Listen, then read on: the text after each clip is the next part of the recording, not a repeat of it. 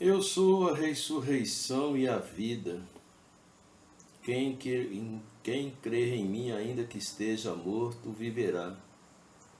E todo aquele que vive e crê em mim, nunca morrerá. Crês nisso? Este é um texto em um diálogo estabelecido com Jesus Cristo e as irmãs de Lázaro,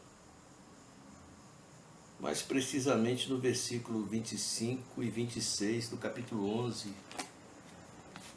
testificado por João. E porque me veio, eu estava orando, inclusive orei para um amigo que perdeu seu pai. Com certeza ele está muito abatido. Eu perdi concomitantemente, o pastor da minha igreja perdeu a sua mãe. E ele é sempre alegre e pela primeira vez, me parece, eu vi ele abatido. E não era para ser diferente. O que me reporta um poema tão antigo de John Donne, acho que ele viveu por volta do século XVIII. Não estou me lembrando agora se foi século XVIII ou século XVII. Em que o título é Por Quem Dobram os Sinos. É de um livro. E, inclusive se transformou até em uma obra cinematográfica de Ernest Hemingway. E neste poema ele diz que a morte do ser humano me diminui, porque sou parte do gênero humano. E ele continua dizendo, por isso não me pergunte por quem os sinos dobram. Os sinos dobram por ti. Acho que é mais ou menos isso. A grande realidade é que ninguém está preparado para a morte, seja a sua própria morte, ou seja a morte de um próximo, de um ente querido, onde a dor é avassaladora e nos machuca profundamente. Eu tive que viver com esse dilema, principalmente na década passada. Aliás, diga-se de passagem, foram momentos de grandes dificuldades, em que muitos dos meus entes queridos, um a um, foram descendo à sepultura. E como viver com esse dilema? Onde está a esperança e a solução quando já não há mais solução e não há esperança? A esperança está no que eu li aqui, no diálogo de Jesus Cristo, quando disse, eu sou a ressurreição e a vida, quem crê em mim, ainda que esteja morto, viverá, ou melhor dizendo, quem crê em mim jamais morrerá. E aquele que está, e ainda que esteja morto, esse sim viverá. A grande verdade é que Jesus é a vida e eu posso dar um testemunho de cunho pessoal. Quando uma das pessoas que eu mais amava, que era o meu pai, quando ele desceu à sepultura, Eu fiquei dilacerado, a alma estava rasgando, sangrando, uma dor tão profunda. Eu me lembro que quando eu chegava perto do velório, eu falei: Deus, eu não vou conseguir.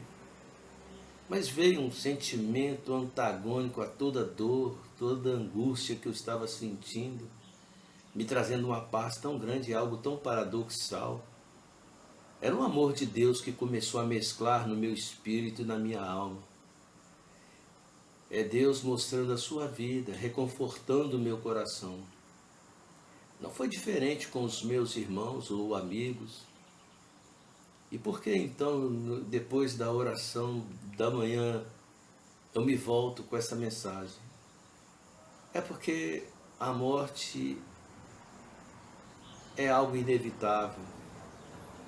Mas se nós pararmos para refletir, a morte é apenas o começo. Certa feita eu vi um pastor fazendo uma explanação, um pregador fazendo uma explanação que eu achei bastante interessante. Ele pegou um novelo de linha, separou um pequeno pedaço do novelo de linha, para que esse pequeno pedaço, talvez de 1 metro, a distância da abertura do braço dele. Ele dizia: às vezes nós damos valor a tudo isso aqui. Isso aqui é o nosso tempo de vida aqui na Terra. E depois começou a puxar o restante da linha, foi puxando, porque era extenso. A diferença é que, ainda que seja o novelo de linha um dia a corda se acaba. Mas por que Jesus disse que nunca morrerá? Porque aquele que crê em Cristo Jesus viverá eternamente. A vida, eu costumo dizer, que não passa de um estágio, uma preparação para o futuro. Depende de quem se crê, como se crê, e no que se crê e como se crê, melhor dizendo. A minha fé não está numa denominação, numa religião, seja ela qual for. Não está nas palavras sábias. Por exemplo, vale a pena citar esse meu pastor. Um homem muito sábio, de uma profundeza muito grande, muito idôneo.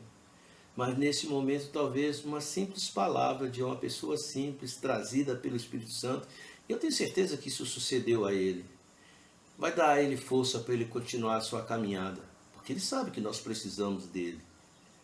Assim também é com esse meu amigo, aquele que tem Jesus Cristo, tem a vida eterna. Ela não vai começar na glória, ela já começa agora, onde o reino de Deus se estabelece de forma invisível em nossos corações. Por isso a mensagem que fica é porque na semana que vem outro há de partir, e eu não sei até quando viverei nessa terra. Nós não sabemos. É uma lágrima que está oculta por detrás de nossos olhos, pronta para ser derramada. Como eu disse, é algo inevitável, seja a nossa própria morte ou a morte de quem tanto amamos. Mas se nós amarmos Deus sobre todas as coisas, tem em Deuteronômio, no capítulo 6, versículo 5, tinha um texto que eu não entendia direito até ver meu pai descer à sepultura. E nesse texto diz o seguinte, que nós devemos amar a Deus de todo o nosso coração, com toda a nossa força e todo o nosso entendimento. Ou seja, nós devemos amar a Deus acima de tudo.